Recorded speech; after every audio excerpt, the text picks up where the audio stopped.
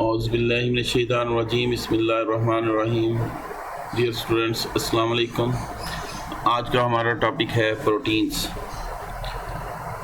पहले हमने कार्बोहाइड्रेट्स पढ़ लिया, उसके बाद फिर लिपिड्स, अब प्रोटीन तीसरा मेन कंपोनेंट है हमारी बॉडी का और फूड का।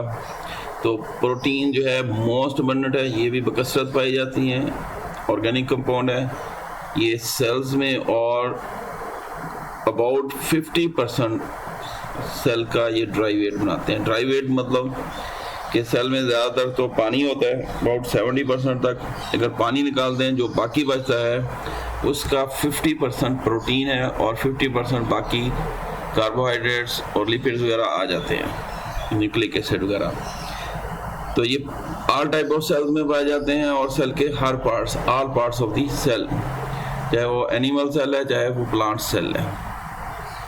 फिर प्रोटीन जो है बहुत सारे फंक्शंस यानी फंक्शनल रोल भी प्ले करती है और स्ट्रक्चरल रोल भी प्ले करती है।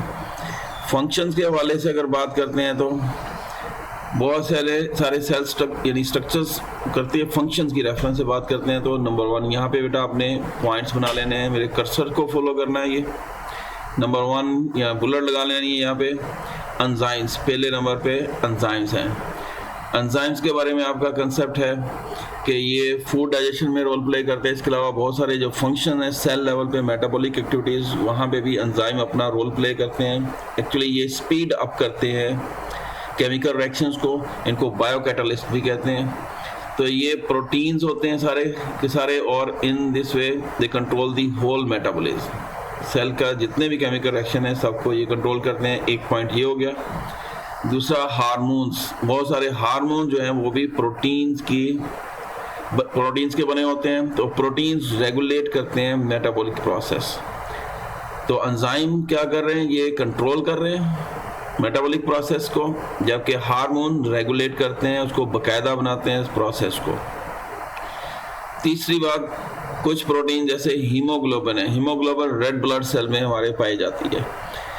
तो ये कैरियर के तौर पे काम करती है, यानी लेके जाती है ऑक्सीजन को और ट्रांसपोर्ट करती है एक जगह से दूसरी जगह, यानी ये सब्सटेंसेस को कैरी भी करती है और ट्रांसपोर्ट करती है, जैसे ऑक्सीजन। कुछ लिपिड्स हैं, लेकिन मेन जो है वो ऑक्सीजन होता है, कुछ लिपिड्स और कुछ मेटल आयन जैसे आयरन वगैरह। फिर नेक्स्ट पॉइंट बनता है सम प्रोटीन्स कॉल्ड एंटीबॉडीज। ये हमारी बॉडी के अंदर प्रोड्यूस होती हैं। जब हमारी बॉडी में कोई पैथोजन जाता है, बैक्टीरिया, वायरस वगैरह, तो हमारा इम्यून सिस्टम या डिफेंस सिस्टम जो है इसके अगेंस्ट एंटीबॉडीज़ प्रोड्यूस करता है। और ये एंटीबॉडीज़ क्या करती हैं, डिफेंड करती हैं, बचाव करती हैं हमारी बॉडी को अगेंस्ट पैथोजन, यानी बीमारी पैदा करने वाले जो ऑर्गेनिज्म है उनसे हमें बचाती है। फिर अगला point, blood clotting protein. Fibrinogen पढ़ा होगा आपने, ब्लड क्लॉटिंग प्रोटीन है, और बहुत सारी होती हैं। तो ये ब्लड को लॉस होने से बचाती हैं। अगर जख्म लग जाए बॉडी में, कोई इंजरी हो जाए, उसके बाद जो खून बहता है वहाँ पे सील का काम करती हैं, खून बहने को रोकती हैं, यानी लॉस ऑफ ब्लड को रोकती हैं। फिर movement of organ and organisms. फिर प्रोटीन्स मूवमेंट में भी हेल्प करती हैं हमारे ऑर्गन्स, यानी बाजू, टांगों वगैरह को, हार्ट बीट को, इस तरह से दूसरे ऑर्गन को, पूरे ऑर्गेनिज्म को मूव करने में हेल्प करती हैं। एक्चुअली ये क्या है, ये मसल्स हैं। तो मसल जितने भी हैं वो प्रोटीन के बने हुए हैं, ये अगला पॉइंट हो गया। और फिर मूवमेंट ऑफ क्रोमोसोम, अगर न्यूक्लियस में जाएं तो क्रोमोसोम्स हैं, तो क्रोमोसोम्स में भी प्रोटीन होती है जो क्रोमोसोम की मूवमेंट का बाइस बनती है ड्यूरिंग एनाफेज। ये सेल डिवीजन का फेज है, एनाफेज। तो सेल डिवीजन में आर काज बाई प्रोटीन, ये प्रोटीन की वजह से ही है। तो ये पॉइंट्स हो गए फंक्शंस ऑफ प्रोटीन के रेफरेंस से। फिर प्रोटीन बनी किसकी हुई है, तो ये पॉलीमर्स ऑफ अमाइनो एसिड, यानी many units. Poly mean many, mers mean units. बहुत सारी यूनिट्स कौन सी, अमाइनो एसिड की यूनिट से मिलके बनती है। तो कंपाउंड में क्या है, अगर इसकी बेस देखें, ये एक अमाइनो एसिड है, इसमें कार्बन बेसिक रोल प्ले करता है, यानी कार्बन एक तरह का एलिमेंट हो गया। दूसरी तरह का ऑक्सीजन हो गया, तीसरी तरह का हाइड्रोजन हो गया, चौथा नाइट्रोजन। यानी 4 किस्म के एलिमेंट्स पाए जाते हैं, कार्बन, ऑक्सीजन, हाइड्रोजन, नाइट्रोजन वगैरह। तो ये कंपाउंड्स क्या कंटेन कर रहे हैं? कार्बन, नाइट्रोजन, ऑक्सीजन और हाइड्रोजन। तो नंबर ऑफ अमाइनो एसिड जो हैं ये वेरी करते हैं किसी भी प्रोटीन मॉलिक्यूल में, चंद से लेकर चंद से लेकर 3000 या इससे भी ज़्यादा हो सकते हैं किसी प्रोटीन के अंदर। फिर आगे इसकी जो यूनिट है प्रोटीन की, अमाइनो एसिड्स हैं। कोई 170 किस्म के अमाइनो एसिड अब तक जो है डिस्कवर किए जा चुके हैं, फाउंड किए जा चुके हैं। ये सेल के अंदर पाए जाते हैं और टिश्यूज़ में पाए जाते हैं।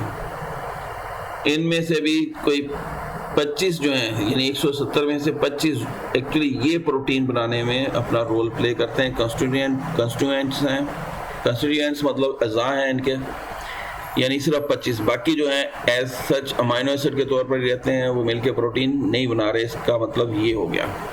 तो 25 बनाते हैं और उसमें भी जो है ज़्यादातर जो प्रोटीन है वो 20, जैसे ह्यूमन बॉडी में ज़्यादातर 20 किस्म के अमाइनो एसिड्स हैं जो सारी किस्म की प्रोटीन यानी ज़्यादातर प्रोटीन बनाते हैं। तो all the amino acids have amino group. अब ये अमाइनो एसिड क्या है, इसकी वजाहत है। ये अमाइनो ग्रुप है, सॉरी ये कार्बोक्सिल ग्रुप है और ये अमाइनो ग्रुप है। ये अमाइनो ग्रुप, ये कार्बोक्सिल ग्रुप और ये एक सेम कार्बन यानी अल्फा कार्बन से ही अटैच है। तो इसको ज़रा उन्होंने कलर्ड दिखाया हुआ है, यानी अमाइनो ग्रुप, कार्बोक्सिल ग्रुप, ये अल्फा कार्बन जिसके साथ जुड़े हुए हैं, एक तरफ आर लिखा हुआ, आर का मतलब ये फंक्शनल ग्रुप। एक्चुअली ये वाला स्ट्रक्चर सारे अमाइनो एसिड में सेम है, सब अमाइनो एसिड में एक जैसा होता है, सिर्फ ये जो आर ग्रुप तब्दील होता है। तो इसको अमाइनो एसिड अलग से क्वेश्चन आ जाता है, इसको मोस्ट इंपॉर्टेंट करना है। ये आपकी बुक पेज नंबर 27 पे ये मौजूद है। तो ऑल अमाइनो एसिड्स में अमाइनो ग्रुप होगा NH2 और एक कार्बोक्सिल ग्रुप होगा attach to the same carbon atom, same carbon atom जिसको क्या नाम देते हैं? Alpha carbon. तो they have the general formula, यानी ये इनका जनरल फार्मूला हो गया। तो ये वाला स्ट्रक्चर सेम रहता है हर अमाइनो एसिड में, सिर्फ कहाँ पे चेंज आती है? ये फंक्शनल ग्रुप यानी आर चेंज होता है। अगर आर की जगह पे हाइड्रोजन लग जाए तो ये सबसे छोटा अमाइनो एसिड है, तो हाइड्रोजन लगा होगा तो इस अमाइनो एसिड को नाम देते हैं ग्लाइसिन। अगर आर की जगह CH3 लगा होगा तो ये दूसरे नंबर पे छोटा है अमाइनो एसिड है जिसको एलानीन कहते हैं, यानी ये सबसे छोटे अमाइनो एसिड्स हैं।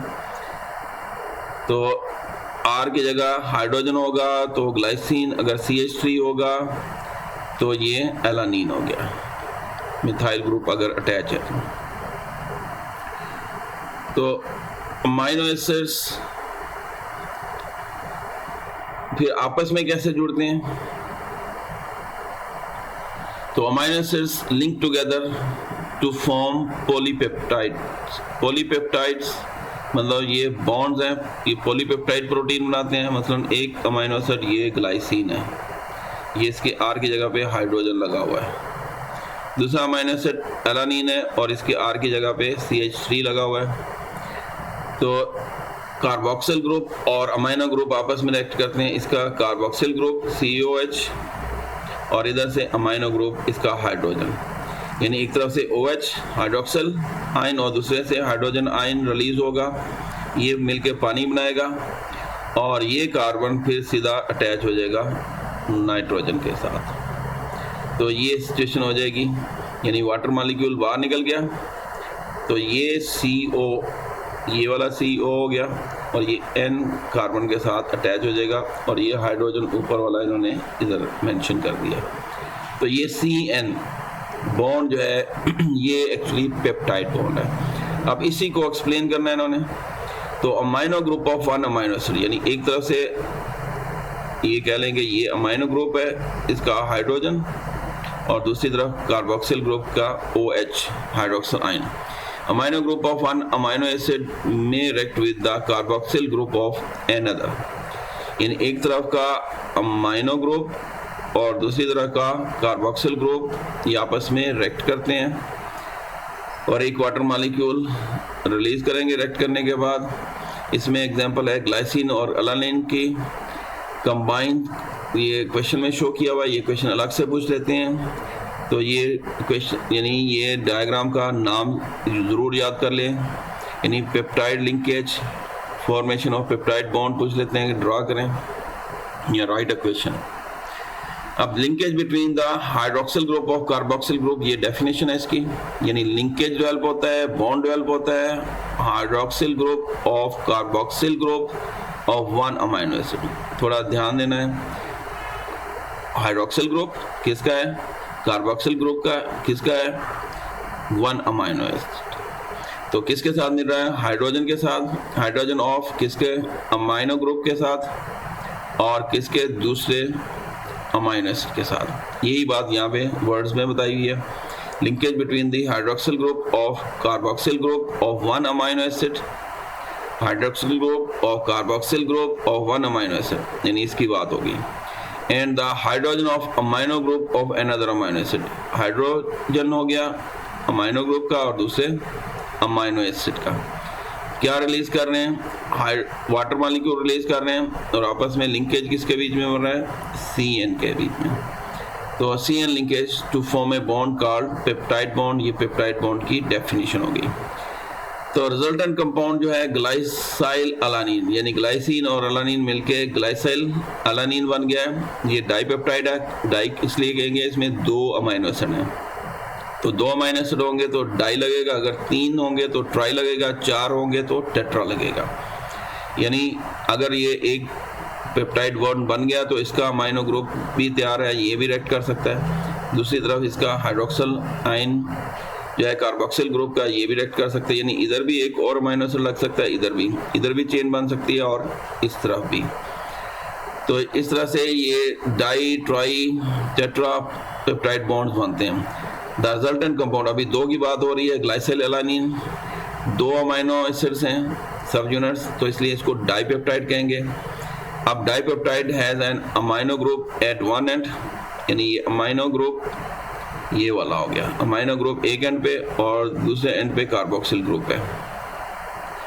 Eight one end and a carboxyl group at another, यानी other end of the molecules, तो दोनों एंड्स पे ये रिएक्टिव पार्ट्स हैं। दोबारा से ये फर्दर पेप्टाइड बॉन्ड बना सकते हैं और further peptide bonds to produce tripeptide बन सकता है, यानी एक इन दोनों में से एक इधर या इधर एक और अमाइनो एसिड लग जाएगा तो ट्राइपेप्टाइड, अगर 2 लग जाएंगे तो टेट्रापेप्टाइड, पेंटापेप्टाइड, इस तरह से लीडिंग टू पॉलीपेप्टाइड, यानी मेनी पेप्टाइड बॉन्ड वाली चेन बना सकते हैं। तो ये हो गए प्रोटीन के रेफरेंस से। फिर आगे अमाइनो एसिड्स अलग से क्वेश्चन आ जाता है, ये डायग्राम्स क्वेश्चन याद रखनी है। तो नेक्स्ट टॉपिक तक के लिए अल्लाह हाफिज़।